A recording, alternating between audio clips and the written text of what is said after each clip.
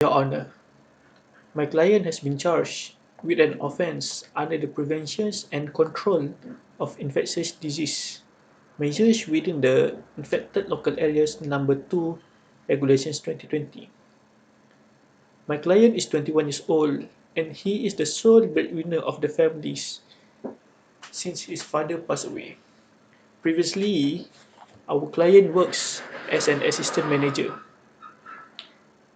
However, he became unemployed after the store ceased to operate in March 2020.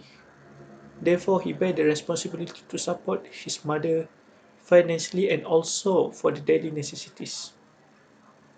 On 5th April 2020, my client was charged with an offence under Regulations 3 Clause 1 of the said regulations by moving from one places to another places within an infected local area for a purpose which is not provided under Regulations 3 Clause 2 of the Act.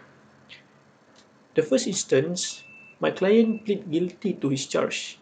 Looking at the offence and the surrounding circumstances, the most obvious feature I can draw your own attentions to the fact that my client has entered a plea guilty. At the very early opportunity, he was thoroughly cooperative with the police officer during the investigations.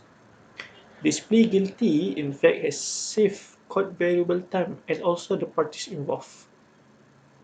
Your Honor, at the time my client arrest on 5th April 2020, my client was found near a fish pond at the kawasan Kolam Changlun, Kubang Pasu Kedah.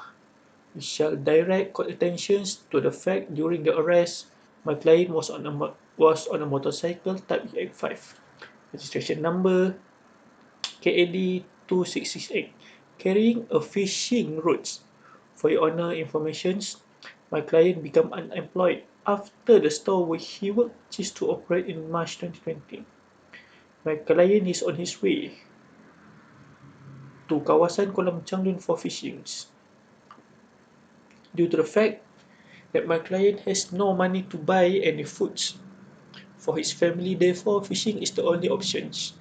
Or otherwise my client and his family will be die in hunger. However, my client still take the precautionary step by wearing a face mask when he go outside. Secondly, during the arrest, my client still at a young age. Therefore, my client humbly requests for a non-custodial sentence. Due to his young age, he bear the bigger responsibility to support his family, which is his mother, who currently at the age of 60 years old and no longer able to work. She also need to have a medical support due to his health conditions. For court informations, my client mother suffered a stroke and unable to walk. Therefore, as the sole breadwinner of the family, he has to take care of his mother's daily necessities. By imposing custodial sentence to our client will only harden him. In addition, our client was offered a job as a manager at Tesco beginning 2nd of May 2020. For the record, this is my client's first offence. Therefore, my client hopes this honourable court will consider a light fine in accordance with its mitigation plea.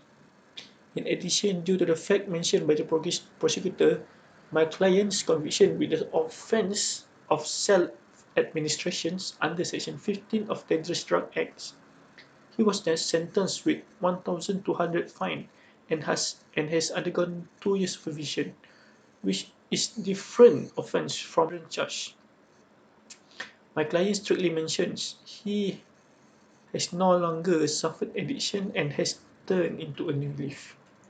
Your Honor, due to the fact that my client has pleaded guilty and this is his first offence under this act, and also my client poor conditions that he barely live to support his family,